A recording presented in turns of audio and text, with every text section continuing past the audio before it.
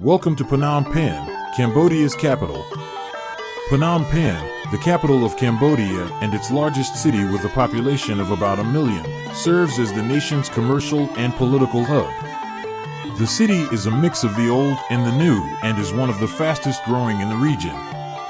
It is situated at the junction of the Tonle Sap, Mekong, and Bassac rivers. According to legend, a dead koki tree was discovered floating down the stream in 1372 when a nun by the name of Pen went to the Mekong River to get water. 4 bronze and 1 stone Buddha figurines were found inside the hole of the dead koki tree. Don Pen brought the statues ashore, gave the go-ahead for people to build an earthen mound to the northeast of her home, and then used those koki trunks to construct a temple on that hill to house the 5 Buddha statues. She later named the temple Wat Phnom Don Pen, which is now known as Wat Phnom and is a miniature hill measuring just 27 meters in height. While in Cambodia, you should. Personal safety. Phnom Penh is a city with a rich past and is currently experiencing rapid growth. Because of this, more people come to the city in search of employment, which regrettably leads to an increase in crime. The most secure option is to leave valuables in the safe in your cabin because, in general, pickpocketing, bag snatching, and other crimes of opportunity are common. Unwanted attention is drawn by jewelry, and flashing cash will make people look in your pockets. Therefore, don't keep everything and simply take what you need. Everyone is trying their best to make ends meet, but for many Cambodians whose lives have been irreparably damaged by the civil war, begging is their only remaining choice. People are compelled to make do with what they have without support from the government. No one wants to beg, of course, but there are instances when there is no other option owing to circumstances. The way you handle this is absolutely up to you, but we do ask that you do so with respect and bear in mind that people would prefer to be gainfully employed than to beg, so at the very least, treat everyone with decency. Giving back. There are many problems that still exist in Cambodia, including those related to health and education, which you can assist with. Why not contribute to some of the wonderful NGO organizations that are trying to solve these issues rather than giving to one person? Children are everywhere, and given Cambodia's tremendous poverty, young people are commonly seen begging or selling a wide range of goods. Many children in this nation must work the streets to support their families because their parents cannot afford to send them to school. Children only spend a portion of the day at school, after which they must help their parents at work. Even if they have a propensity to be highly persistent, they are only trying to live in a culture where there aren't many opportunities. To leave them smiling, stop and have a conversation with them. Ask them about their family and whether they go to school. Bargaining. In Cambodia, prices are frequently marked and fixed at stores, but if the item doesn't have a price labeled anywhere else, it's up for negotiation. You might be able to negotiate a discount of up to 50% off the initial asking price. Keep in mind that negotiations of any kind are frequently more drawn out and complicated in Asia. Enjoy the game. Be joyful. This is our #1 top suggestion, so be vivacious and entertaining. Your trip in Vietnam and Cambodia will be unforgettable because of the positive energy you generate. The second top advice is to keep in mind that everything is different because you are not at home, and hopefully that is what makes you want to travel. So don't worry about little things.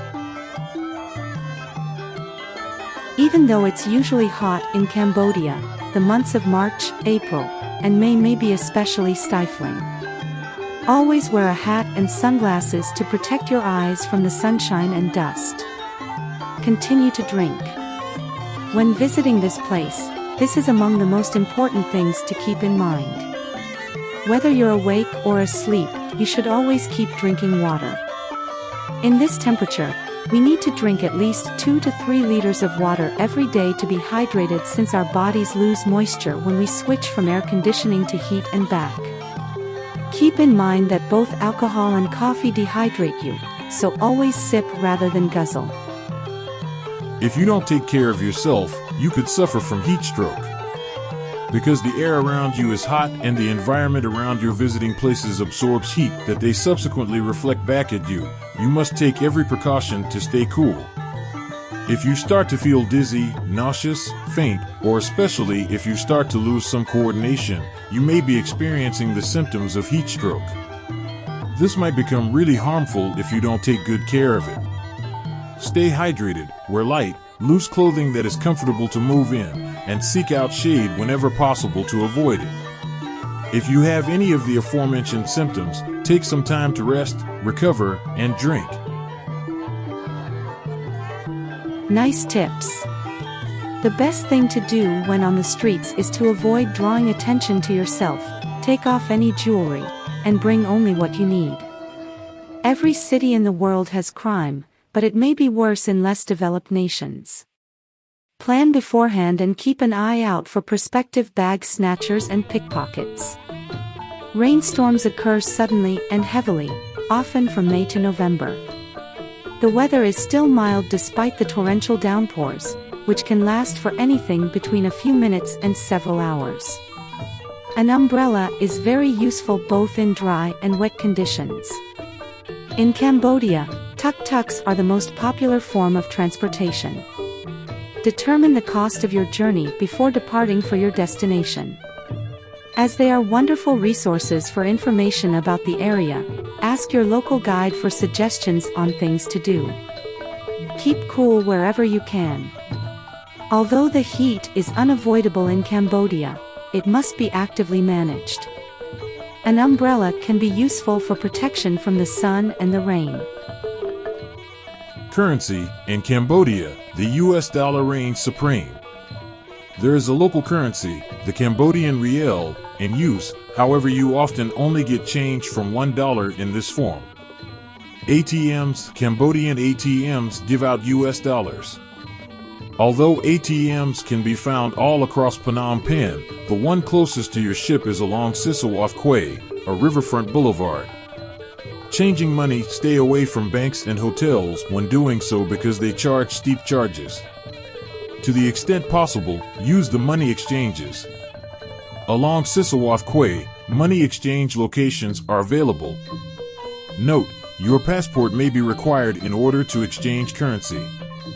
Changing to USD is only worthwhile if you are traveling in Cambodia or if you are carrying on to Vietnam.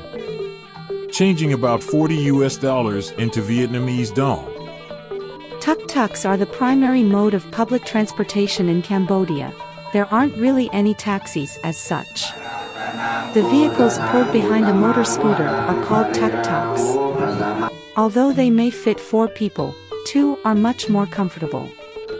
Before beginning your travel, make sure to haggle the price. Also, keep in mind that the quoted fee is for the voyage, not per person. Many drivers want your business, therefore they frequently ask you if you'd like to return as well. Make sure to pre-arrange the cost for the return trip, and the driver will wait for you before bringing you home.